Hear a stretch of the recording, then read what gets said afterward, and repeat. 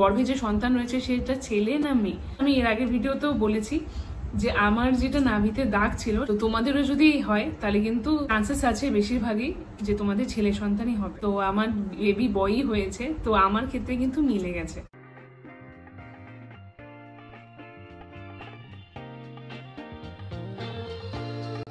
Hello বন্ধুরা, আমি মৌ।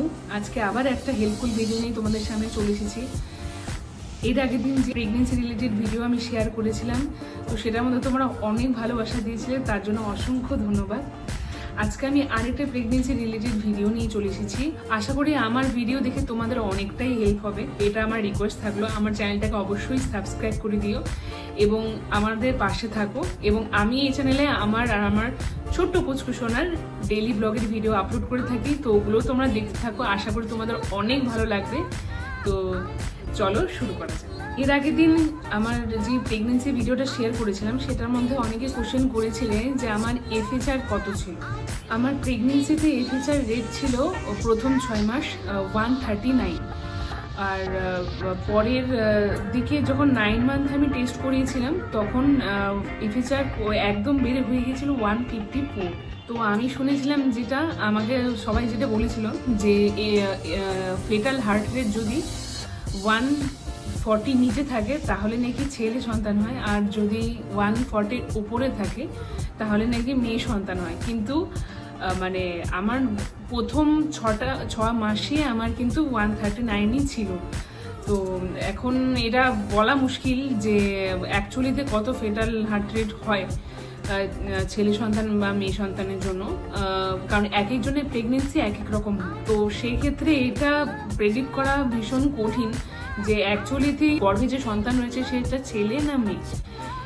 তো বাট তবুও মানে আমার যেহেতু মিলে গেছে, 139 ছিল আমার ফেটাল হার্ট রেট, তো আমার বেবি বয়ই হয়েছে, তো আমার ক্ষেত্রে কিন্তু মিলে গেছে। তো তোমাদেরও যদি হয় তাহলে কিন্তু চান্সেস আছে বেশিরভাগই যে তোমাদের ছেলে সন্তানই হবে। দেখো, একটা কথা বলি, আফটার অল জেন্ডারটা ম্যাটার করছে না, কারণ একটা মার কাছে ছেলে সন্তান মেয়ে সন্তান দুটোই সমান। তো তোমরা পুরো প্রেগনেন্সিটা ভালো মতো রেস্ট করো, নিজের খেয়াল রাখো, নিজের বেবির খেয়াল রাখো, যেন তোমার যে বেবিটাকে জন্ম দিতে যাচ্ছ সেই জন্য খুব সুস্থ সবল হয়, আর সুস্থ সবল মধ্যে এই পৃথিবীতে আসে। তো তোমরা নিজের খেয়াল রাখো। এবার আমি আরেকটা জিনিস শেয়ার করব, সেটা হচ্ছে যে আমার মানে নাভিতে যে দাগটা ছিল, সেই দাগটা যে লম্বালম্বি হয়ে দাগটা ছিল, সেটার ব্যাপারে অনেকে জিজ্ঞাসা করেছো যে কিরকম ছিল, কি ব্যাপার। তো সেটা হচ্ছে, আমি এর আগের ভিডিওতেও বলেছি যে আমার যেটা নাভিতে দাগ ছিল সেটা একদম ব্ল্যাক ছিল, একদম ডিপ কালার ছিল, আর ওটা একদম বুকের মাঝখান থেকে শুরু করে একদম নাভির নিচ পর্যন্ত ছিল, তলপেট পর্যন্ত ছিল। সামান্য একটুখানি মানে বেঁকে গেছিল, নাভির নিচে সামান্য বেঁকে গেছিল। আর আমাকে অনেকেই বলেছিল যদি এটা ডার্ক কালার হয় দাগটা, তো সেই ক্ষেত্রে নাকি ছেলে সন্তান হয়, আর যদি ডার্ক কালারটা একটু লাইট হয়, লাইনের কালারটা, তো সেই ক্ষেত্রে নাকি মেয়ে সন্তান হয়। তো আমার ক্ষেত্রে কিন্তু ম্যাচ হয়ে গেছিলো, আমার কিন্তু ছেলে সন্তানই হয়েছে।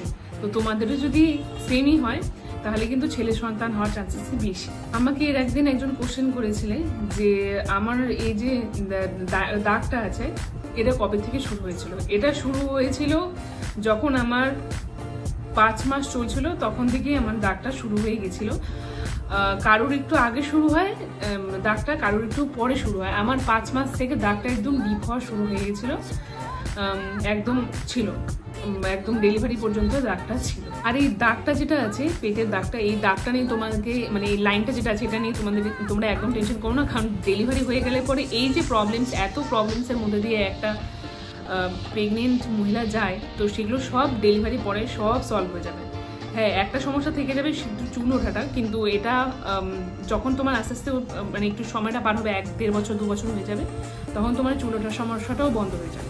আমি এই ক্ষেত্রে তোমাদের সঙ্গে একটা জিনিস শেয়ারও করতে চাই, সেটা হচ্ছে আমার পেটে যে স্ট্রেচ মার্কগুলো হয়েছিল, সেই স্ট্রেচ মার্কগুলোর জন্য আমি ডক্টরের সাথে কথা বলেছিলাম। তো আমাকে এই ক্রিমটা দিয়েছিল, ল্যাক্টোক্যালামাইন। তো এটা আমি ওরা অলরেডি ইউজ করা হয়ে গেছে। এটা খুব বেনিফিট দেয়, অনেক বেনিফিট দেয়। তোমরা এটা ইউজ করতে পারো, তবে অবশ্যই তোমরা তোমাদের ডক্টরের সঙ্গে একবার অবশ্যই কনসাল্ট করে নিয়ে তারপরে তোমরা এটা ইউজ করতে পারো। কিন্তু এটা খুব ভালো, এটা আমার অনেকটা কমে গেছে আমার স্ট্রেচ মার্ক এটাতে। তো আজকের মতো এইটুকুই।